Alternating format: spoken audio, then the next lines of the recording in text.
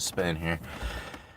So today's video, when will the system collapse? Right now, this is a question that I saw down in the comment section of a video that we had recently posted. And I got to thinking about this, like, when will the system collapse? Or what will the system look like as it collapses? Or what would a collapse be like? Who would it collapse for? Like, who would be most affected by a collapse? What does the collapse even mean? Like, what is a collapse even, like, what is that supposed to even look like?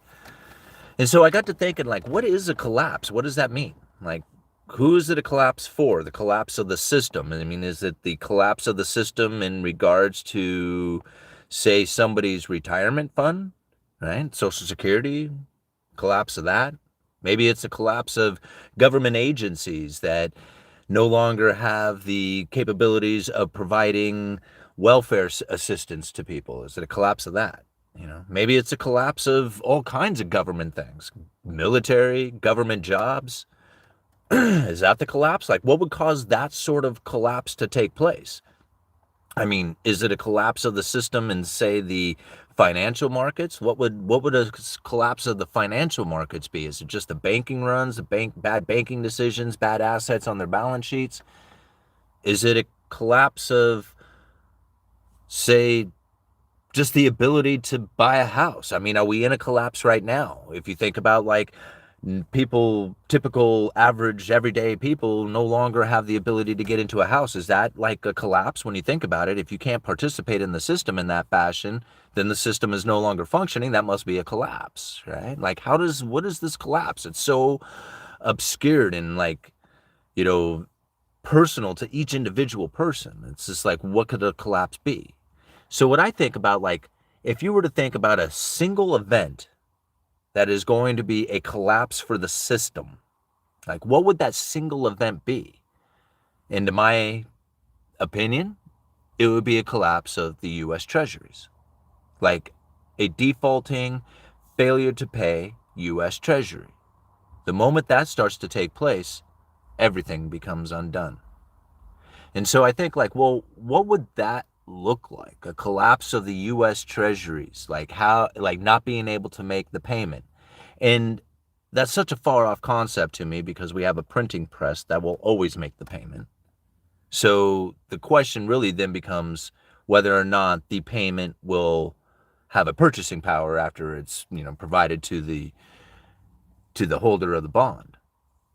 And so that's really where the question comes in, is like, okay, if the bond will always get paid, maybe it's the purchasing power of that bond that is the collapse, when it no longer has a purchasing power off the return of it. Well, that's not necessarily the case today, and going tomorrow, I don't necessarily see that being the case either. In fact, a couple of years ago, you would have been convinced, or most people would have been convinced, that the dollar was done, but today, most people are looking at the dollar as finally finding its, I wouldn't necessarily say strength, but stability. I mean, is that the word to use? I'm not sure if that's even a correct word to use, but the inflationary scenario is coming down and more in line with what it is that people were expecting in the efforts of the Federal Reserve. So really, it's going to be a bond market failure, like the bond collapse itself, not being able to make a payment. And then even in on that, I think, okay, well, how would that look? The bond, like the US Treasury market, is vast. Like, that thing spreads all over the world. Every nation, every corporation, every bank account, everything has got US Treasuries backing it. It's all about the US Treasury. And the moment it begins to fail, then you would definitely find people will be very concerned, and getting out of that treasury is going to be very difficult, cumbersome, and it's going to be very devastating. However, most people are not going to feel that position unless it happens to have somebody saying, this bond is not paying. This US Treasury did not pay. It is due, and they are defaulting on it. The moment that information gets out, people would lose their minds, but it's not going to take place. So is there going to be a collapse? I don't see how it could. What we are going to see going into the future is ever increasing amounts of what we have experienced. More war, more debt, more separation between the rich and the poor. Now, will there be an inevitable Collapse of the system? Okay, what would that be? That bond failing. Okay, how would that look? Well, if you have a nation that's stepping up and saying, hey, these bonds are not paying, do you think that the government would just be like, oh well, that's too bad. That sucks for you? No, right? They're going to step up effort, including the Federal Reserve. And if any history that we have learned from the Federal Reserve, if there is toxic assets in the system that are dangerous to systemically important banks, then what you are going to find is that the Federal Reserve will most likely step up and say, we'll take those toxic assets off your hands.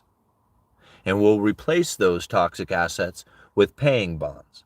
So even if you had bonds defaulting in the system, you could have the Federal Reserve stepping up, making sure that the toxic bonds are not out there in the markets, but sitting on their balance sheets, keeping the bond market from being in default. See, again, how is it that there's supposed to be a collapse of the system if this is one of the possibilities that is coming from the Federal Reserve? So I think to myself, how is that collapse going to take place? The collapse is the separation. It's that separation between the rich and the poor. That's the major collapse. People's failure to be able to provide for themselves in the way that they once could in the traditional methods of having a 9-to-5 job. That's the collapse. That's it. We are experiencing it as it is. But also understand that this system, in the way that it is, I don't even think it's designed, but evolved into, gives you the ability to provide for yourself in ways that you never could before. I mean, this channel is a prime example of that. Being able to have jobs that you can do online remotely, doing online sales. There is all kinds of ways to make money these days, and there's no need to have just a 9-to-5 job when there's so many other options out there. And it's not like, when I say it, no need, it's not like there's a need for anything out there other than food and shelter. There's no need for anything except for the fact that you need to provide for yourself in a way that is most appropriate for today's environment.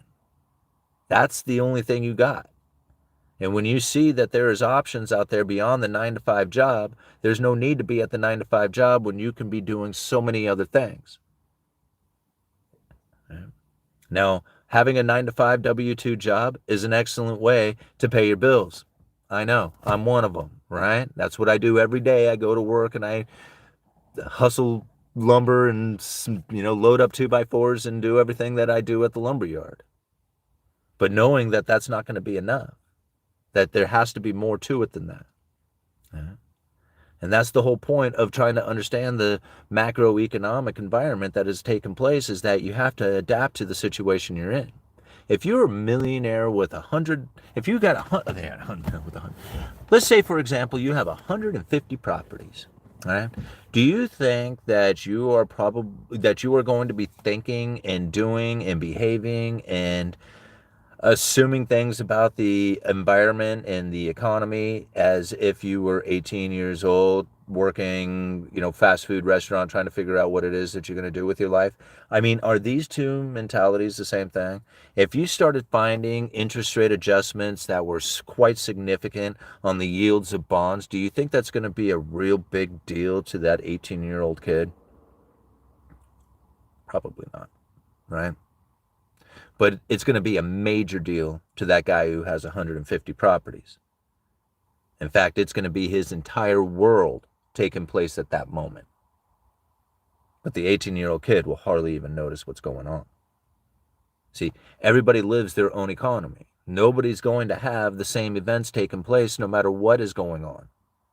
So it's important to understand how that is that this economy is operating for you, because everybody lives their own economy. What we find today is that the news articles that are being written have a tendency to conduct our expectations that are out there, mainly the inflation expectations. And when our inflation expectations and the narrative that is being delivered to us guides us into our investments, into our business options, into every decision that we make, A lot of times we find ourselves very concerned about the future, and then you end up asking questions. When does it collapse? For who? For you? I mean, are you not protecting yourself from a collapse? Do you know to buy gold and silver so that you can be out of that third-party claim, be away from the financial system, be away from the governments, be away from an app or an envelope or a phone or door that you have to go knock on? You're away from all that stuff if you hold gold and silver. Bitcoin to a lesser extent. Yeah. I mean, do you understand that this whole dollar denominated debt that exists across the entire globe isn't disappearing tomorrow? Right? That makes the dollar much stronger and much more of a, how can I say it? I mean, really, the idea that King Dollar, the destroyer, once you understand that the dollar denominated debt out there that exists, that once it starts to get paid off and people are trying to get out of the dollar, that it's going to strengthen the dollar and it's going to start being very devastating to a lot of countries out there, a lot of people, individuals, corporations, in a way that they just don't understand. And so what is the collapse? Maybe it's the strengthening dollar is a collapse. See, this is where a lot of people get confused. Again, they say, man, all this money printing, that's the collapse of the dollar. Well, maybe it's the collapse of debt, debt issuance. Right? Maybe that's the real collapse. When all the debt starts to disappear and people wonder where the dollars went, where all the transactions are going. How come it is that depressionary effects are ripping across the entire globe and the dollar is strengthening and people say, where's the collapse? Which one is it? Is it when the dollar is printed too much and it has no purchasing power? Or was it when the debt begins to collapse and the dollar strengthens? Which one is the collapse? How are you positioned for that? Right? You know, I think about it myself. If I'm positioned in any way away from that third-party claim, it doesn't matter, right? If it collapses or not, I mean, it's going to matter because you're going to have, all kinds of issues taking place within societies. But as far as my position in what ends up happening to the wealth that I had out there with the third-party claim, that's not an issue. That's not even an issue at all. In fact, I don't even think about it. Right? I do think about the stocks that I have and possibly the cryptocurrencies. Think about my bank account. And I think about them all differently. I don't think about them the same way. And any single one of those things could find themselves in a position in which I no longer have access to them, or the value of them is just simply gone. Right? And knowing that could very well be the case with anything out there, no matter what it is. I don't care if it's this house. I don't care if it's all the stocks that you have. I don't care if it's the cryptocurrencies. Right? None of that stuff, it's all dollar denominated, right? It's all priced in dollars. Cryptocurrencies, to a lesser extent, are something away from that third-party claim, but you still need an on and off ramp for it. You still need access to the internet. You still need a device. The only thing that's outside of all that stuff, gold and silver. That's the only thing. Here, check it out. See, I carry pieces with me. Let me show you right here. This is one I got for my birthday the other day. My mom got me this one because I was born year of the dragon. Now, this isn't from 1976. I forget. This is like from 2012. But it's still a really cool piece from the Australia Mint. All right, check that out. Isn't that cool? See, I carry something with me all the time. All the time. Right?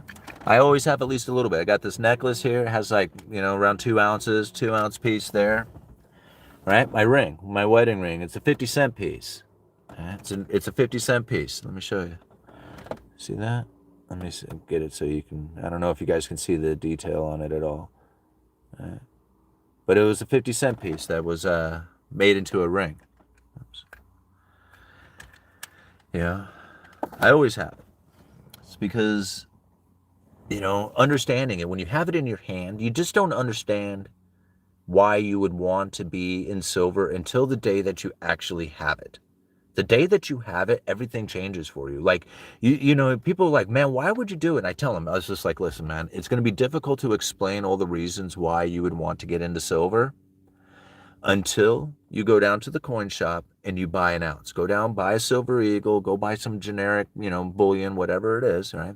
Go buy a piece, put it in your hand, and then the message is almost clear. It hits your hand and you're thinking, wow, that's real. That's like the real thing right there. Anytime I've ever dropped an ounce into people's hands, they always go, man, it's heavy. Look at it. They shine. They're intrigued by it. They know it. Instinctually, as humans, we like it, but yet, for some reason, they don't go out and get it. It's like it's not programmed into us to go get it, but every single person, as soon as it touches their hand, they feel it. They know it. And so that's the easiest way to convince somebody to go buy it, or to that they should be holding it, is for them to go buy it. Right? Go buy a single piece and it'll explain everything. Let's go check out this super chat. All right, we got Kevin DeBella. Thank you so much for that $9.99, man. I really appreciate it. The Fed and the Treasury find ways to prop up the economy, but soon investors won't want our debt. Printing dollars will be all that is left. Middle class can get squeezed so much before social unrest. Yeah, but I don't think okay, I understand like you and me, we have this opinion that we don't really want to be involved with the dollar, right? I mean, like, to me, like, I'm like, there was a time when I hated the idea of having the dollar is bad, whatever.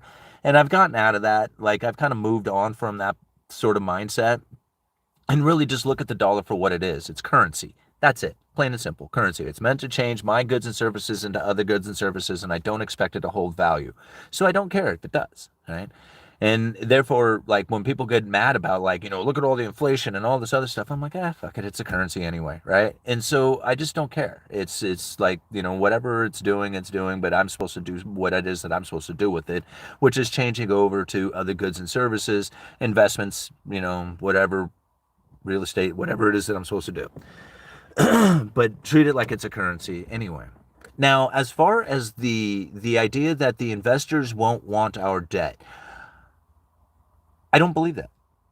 I just don't believe it, because I cannot think or find anything else out there that comes even remotely close to doing what the U.S. Treasury and the dollar is doing.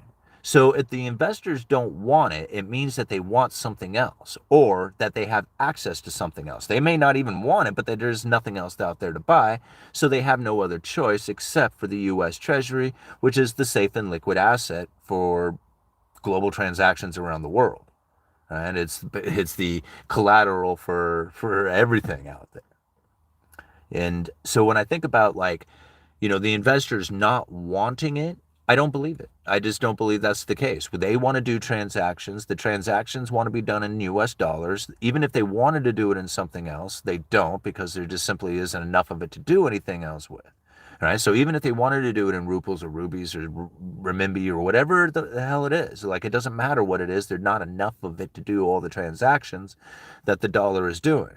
And so you can imagine and wish and hope and dream and pray that these other nations are going to run up and say, hey, man, we're going to take over and knock the dollar off its stance. That's fine. Go for it. You're not enough, right? You don't have enough. Like, you haven't issued enough debt like enough U.S. Treasuries have. Like, the U.S. government has issued out enough U.S. Treasuries to provide to the world as a safe and liquid asset. All the rest of the countries out there have not been able to position themselves to do that, right? Nor do they even want to. Like, that is not something that they are intending on doing. All the BRICS nations want to be producers, every one of them. They want to produce and sell, because that's how you build a strong economy. However, if you want to be the provider of the world's currency, right, like the US dollar is, that means you have to have a safe and liquid asset like the US Treasury. So all these other nations who are producers would have to not want to be producing and instead be debtors, be a debtor nation. And they're not going to do that. That's not the position that they want to take, right? They want to be producer savers, which is building a strong economy for themselves. However, if you want to be able to provide the world with a currency, you have to do what the United States is doing, and that is going into deficit trade. meaning that we import a hell of a lot more than we export. If you import stuff, you export dollars. And no country is willing to be in that position. So even if the investors didn't, like all the individual people like us, right? Each and every single individual says, I don't want to deal with the dollar. Let's go find something else. They would walk into a room that was empty. That's the problem, right? That's why the dollar won't go anywhere, is because there's nothing else. Now, give it time and there will be. However, we have to understand how that would be. Gresham's law is super important to understand at this point, because if you're going to take over the dollar, you have to understand that is not going to happen from a good currency stepping up. You cannot provide gold or cryptocurrencies or anything else as a competitor to the dollar. It don't work. It will not work. Think about it for yourself. This is the reason why it won't work as a competitor against the dollar. If there is gold in the system and you have a gold coin in your hand and you have fiat currency in the other hand, and you come to me as a customer and I'm a merchant and I tell you, I will give you whatever product I have for sale, right? This bottle of water right here, I will give you this bottle of water for either one of those two currencies that you have. I don't care. I'm in business. I will take money. You got a gold coin. You got fiat currency. I'm selling a bottle of water. I'm telling you, give me whatever you want. I'll take the money. I don't care what it is. Are you really honestly going to give me that gold coin? Hell no, you're not. You're going to put the gold coin in your pocket and you're going to give me the fiat currency. Everybody would do that. The only person who wouldn't would probably be my dad, right? Because he doesn't believe in the whole gold and silver and all that other stuff. So he would probably give up that gold coin and put the dollar back in his pocket and then be laughing his ass off as he drank the bottle of water thinking that he got away with something, right? That would be my old man. Nobody else would do it. Everybody else would give me fiat currency, right? And that's the case no matter who you go to, no matter where you are in the world. All right, so if the BRICS nations issued out anything as far as a gold currency goes, when there is a competitor of the dollar out there, then yes, you are going to find all the gold disappearing and the dollar is going to be the world currency. The only way that the gold could ever step up and be a world reserve currency competing against the dollar is if the dollar didn't exist. Then Thayer's law would step in. Right? And that's where good money would chase out bad. The dollar would have to completely collapse and nobody accepting it for what it is. That means when you came to me to buy my bottle of water, I would tell you, get out of here with your dollars. That would be Thayer's law. Otherwise, Gresham's law kicks in, and if I would accept both of them, you would keep the gold coin. Right? So that's the unfortunate situation when it comes to trying to return to a gold standard, is that it's not going to be possible because it's all going to get hoarded away. Now, as long as you have a competitor. Yeah. So now, how would they take over? Now, if the BRICS nations were to take over as the world reserve currency, this is how it would have to go down. The United States Central Bank, the Federal Reserve, would have to begin the process of replacing the assets on their balance sheet with that of the foreign assets of nations of the BRICS, right? Brazil, Russia, India, China, South Africa. What they would do is replace the assets of U.S. Treasuries with assets of those other nations that are out there, right? And so now here you have the Federal Reserve holding assets of these other nations and issuing out liabilities that say U.S. dollars on them, right? So instead of actually printing these things that say U.S. dollars, it's the same thing, but instead of saying U.S. dollars, it just says Federal Reserve liability or Federal Reserve note, and then just remove the whole U.S. part of things. And now you got a currency that is backed by these other nations. Right? And the Federal Reserve could legally do this. Like, they have the legal authority to buy foreign assets. I don't think that would go over very well. So it's going to have to happen in a very sneaky sort of way. So now when you think about what it is that people are most concerned about going into the future with digital currency, cashless society, right? Okay, so let's take it back just a minute here. Here you got a central bank that is going to not necessarily team up, but then go with stable coins, regulate stable coins. And now this is an excellent deal for the central bank because really they could leave the regulation of the stable coins up to the government. They don't even have to be involved. They could be like, hey, that's your mess over there, right? You deal with those stable coins, you deal with the regulation of those stable coins, that's all your problem. What we're going to do is the Federal Reserve is going to operate monetary policy like they normally do. So now, as the stable coins are being backed by Federal Reserve notes and U.S. Treasuries, the people begin to use stable coins as if they're dollars. Right? You have this like kind of symbiotic relationship taking place here. This way it doesn't interfere with Gresham's law. You don't have something that's competing against the dollar.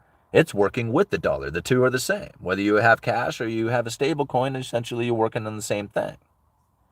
Now, as time goes on and you remove cash from the system and all you have is stable coins that's being backed by the Federal Reserve's liability, the dollar, right? Well, now you can begin to back the Federal Reserve on their assets with foreign assets. You see how people are locked into the system. You see what they could, like, these are all things that they have communicated in the past. I wouldn't have been able to make this stuff. Like, I can't make this stuff up. I don't know. Like, I don't know how to, like, I don't know any of this stuff, right? I read this inside of their own documents, inside of their speeches, inside of their, inside of the information that they provide. It's not all in one spot, right? It's all over the place, but if you piece it together, you can find what it is that they're leading you towards, right? This is what is going on.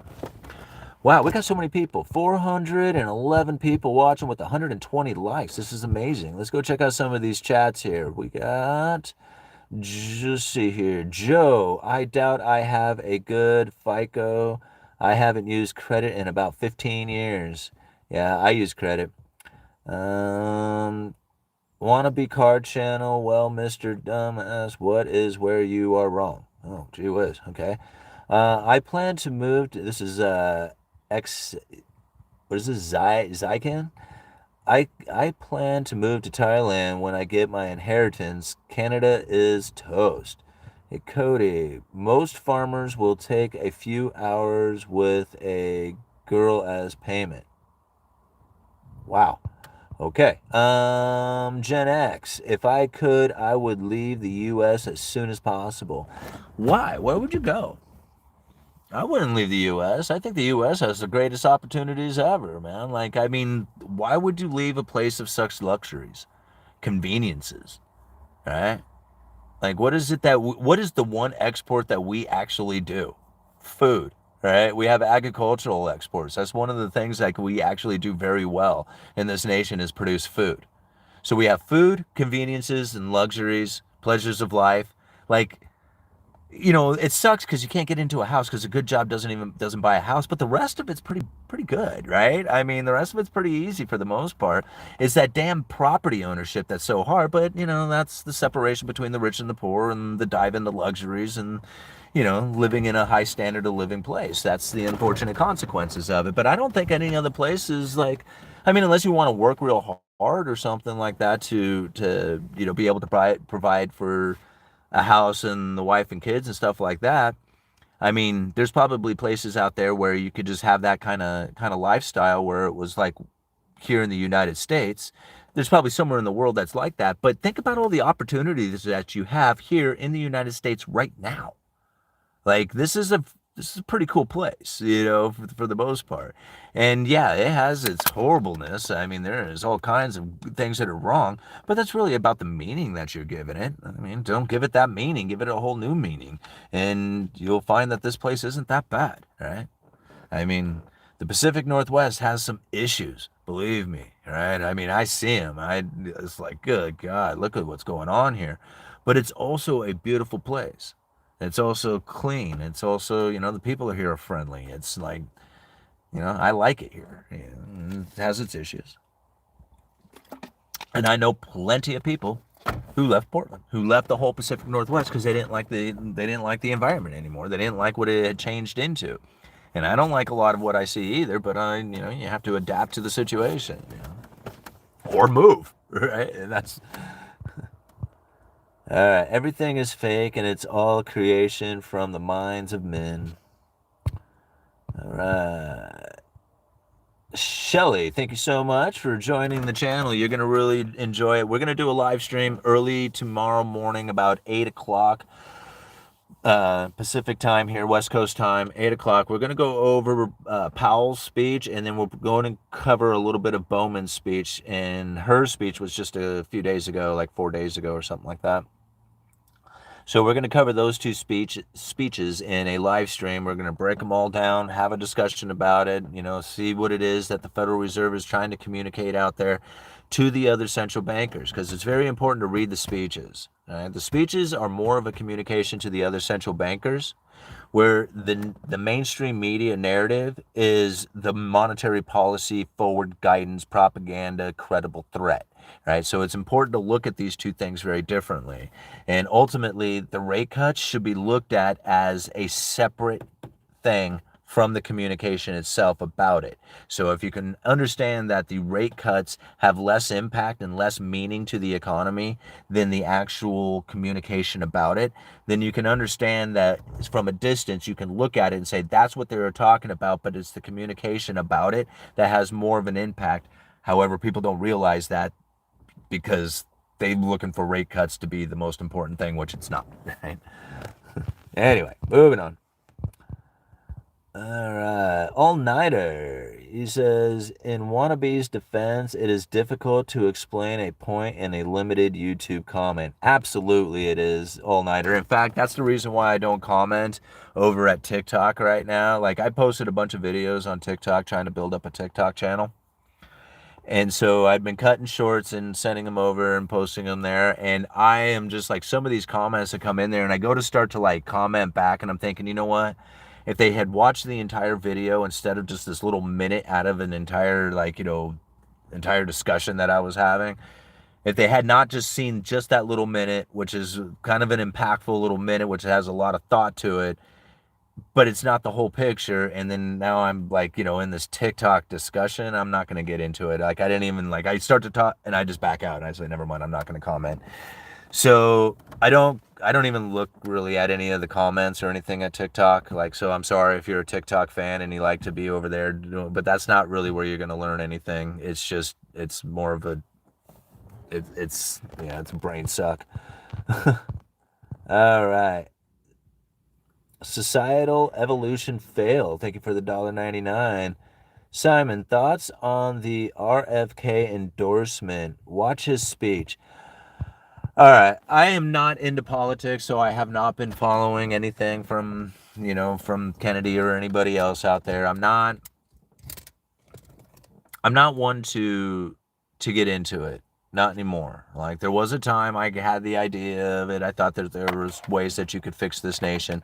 I understand that what it would take to fix this nation is going to be so intensely painful for the people to experience that there is no way that they would do it. Now, is there ways that they could create a moment in time in which that, say, a group of people for a particular timeline could experience some decent outcomes from the efforts of politicians? Okay. Yeah, I'll agree with that. There could possibly be that. And if we put some work towards it, we could have that experience for ourselves. But if we don't deal with the underlying economic forces that are separating the rich from the poor, then it's all going to end up back, those underlying forces are going to end up forcing their way back into the future. And it's going to be that much more of a painful experience to try and deal with it then, right? So I don't believe that there is any politician out there who is going to step up with any kind of communication out there that has the correct ability for everybody, right? Like, it's just not going to happen that way. Understanding that the new money pours into the system, and the way that money pours into the system is going to separate the people over time, no matter how you do it, whether you give it to the poor first or if it's a trickle down, no matter what, it's going to separate the rich from the poor, because it's the way that the economic forces operate. It's just the natural consequences of new money. And in order to deal with that, the painful experiences that people would have to suffer through is just not going to be very politically, like, it would be political suicide to go into that. So, I mean, I'll listen for a minute, right? And then if I don't hear anything dealing with the issues that this guy is describing, then I'm out, right? And so since I don't believe that there is any way that you can actually fix this system, right? Oh, and any participation within it, meaning like making comments like there should be negative interest rates in money printing, that sort of thing right there is like it's an immediately no. You know, it's like I'm out. So we'll see what he has to say. I'll listen to it.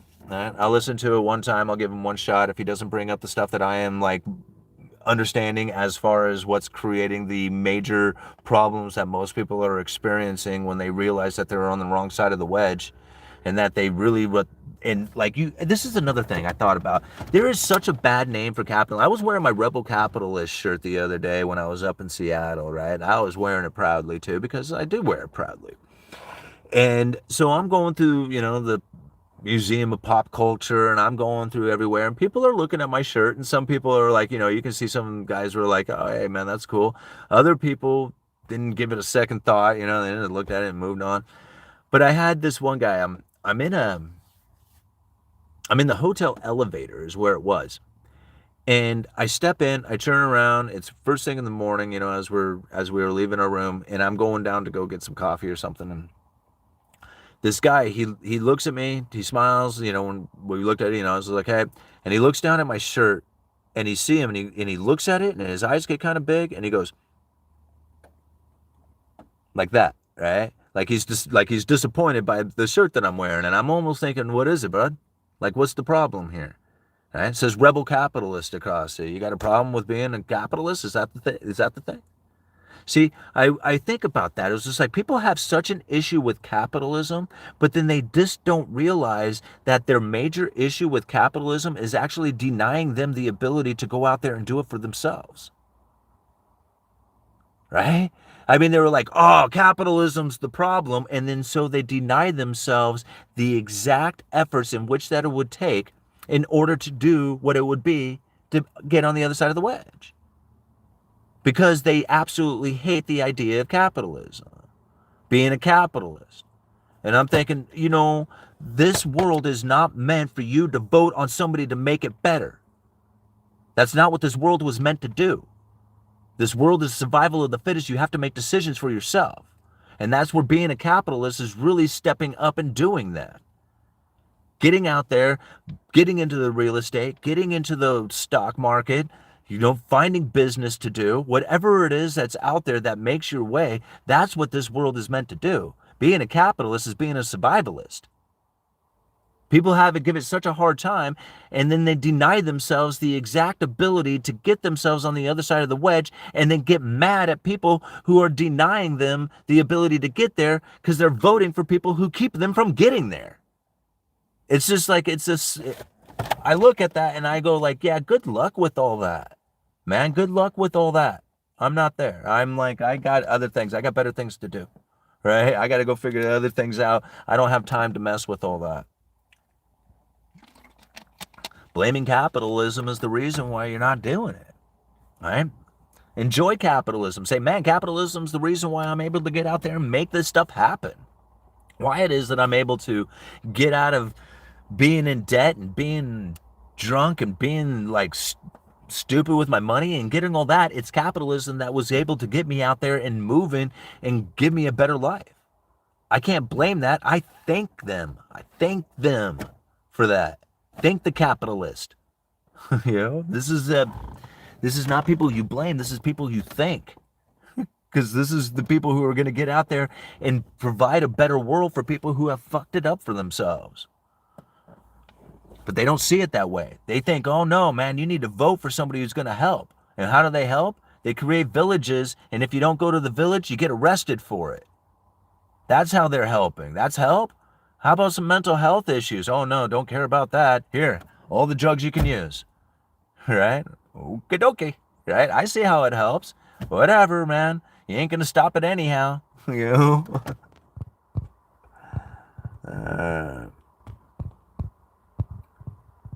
What do we got here? Man, even more people joining in. Thank you so much. We got Dirty Graph, DRTY Graph. Thank you so much for joining the channel.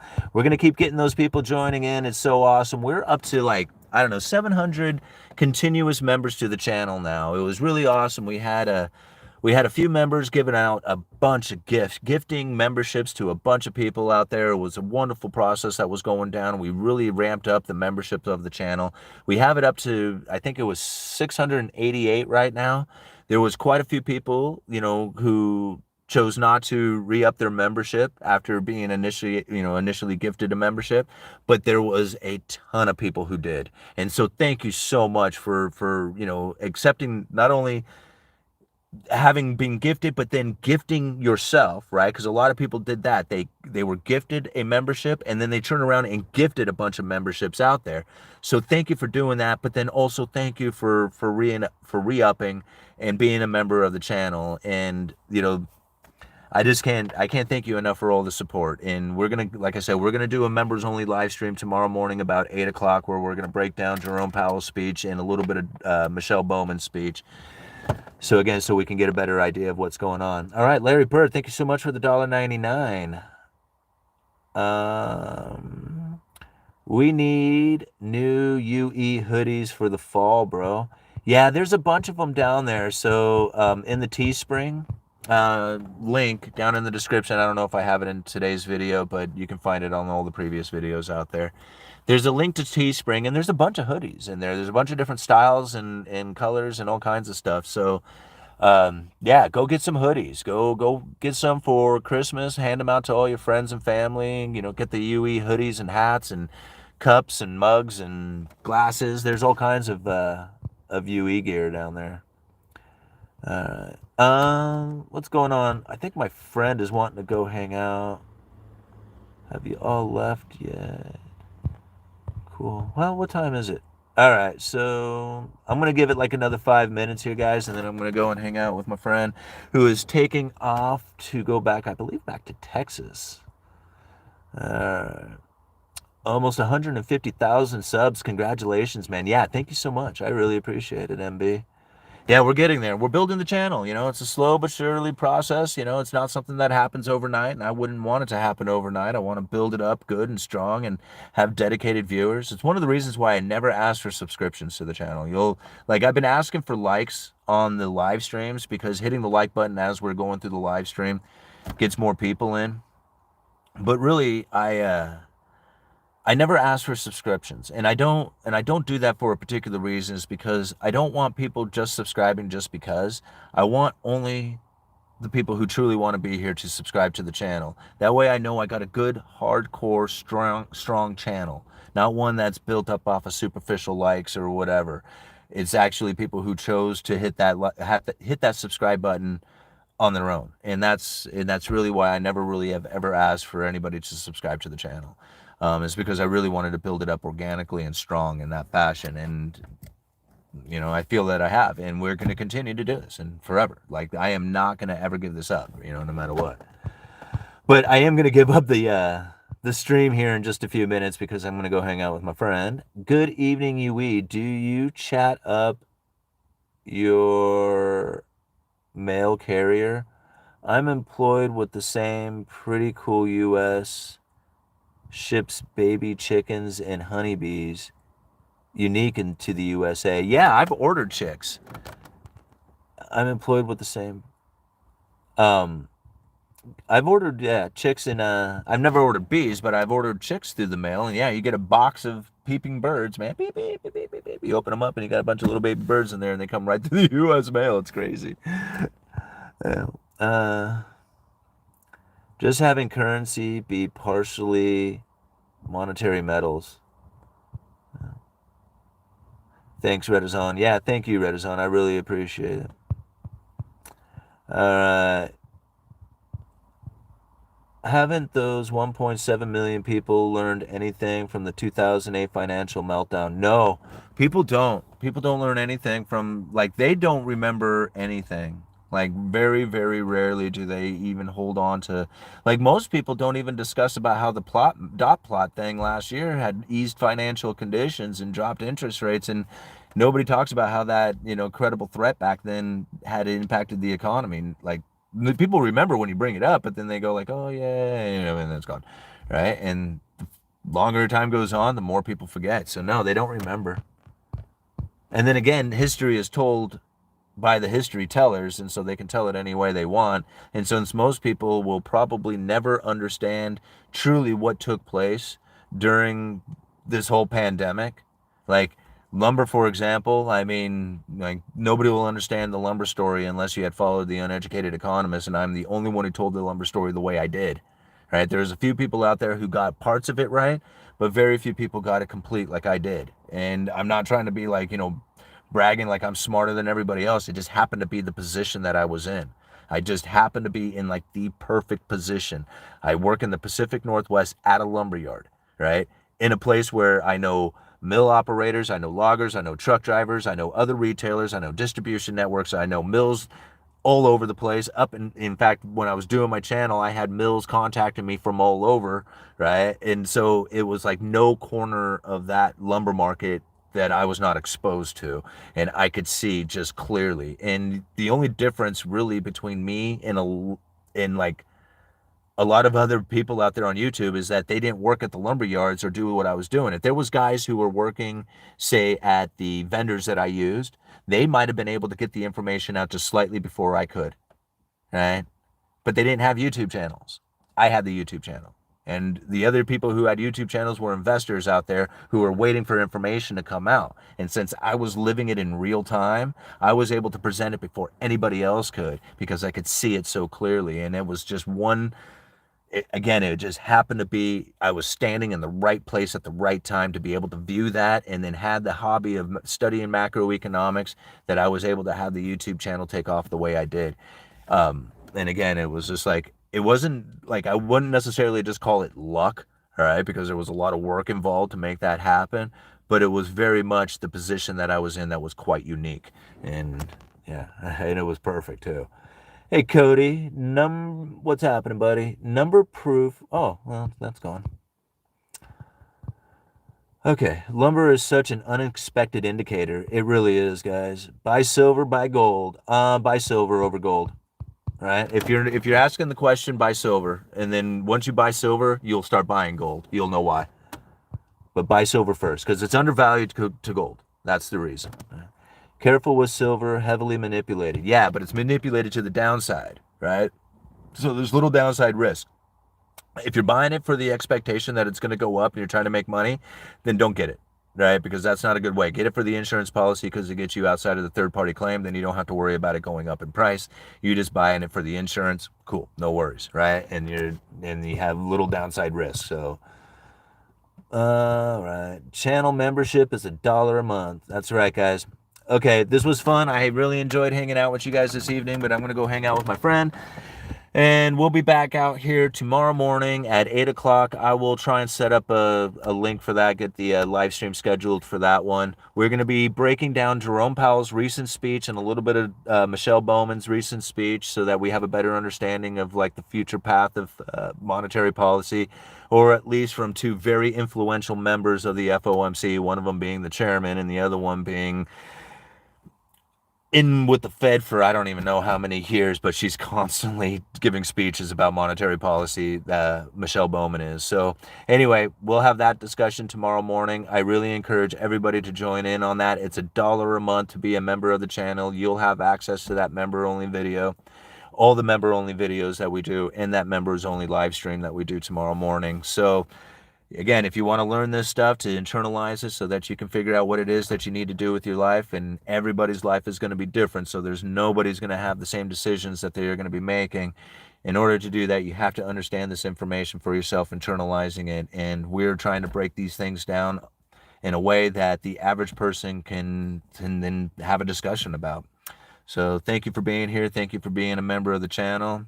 Thank you, All Nighter, for everything you do. Same with you, Brody, man. Thank you so much for being here, guys. Uneducated Economist, you let me know.